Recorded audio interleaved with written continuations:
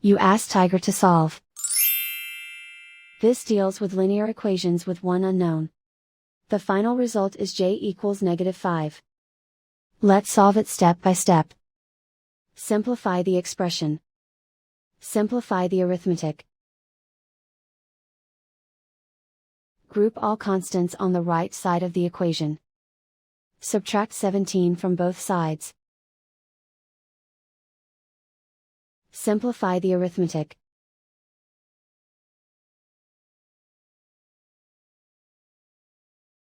Isolate the j.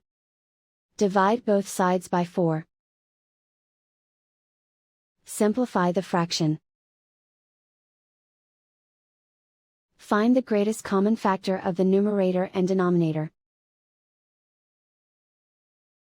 Factor out and cancel the greatest common factor. And so the final result is j equals -5.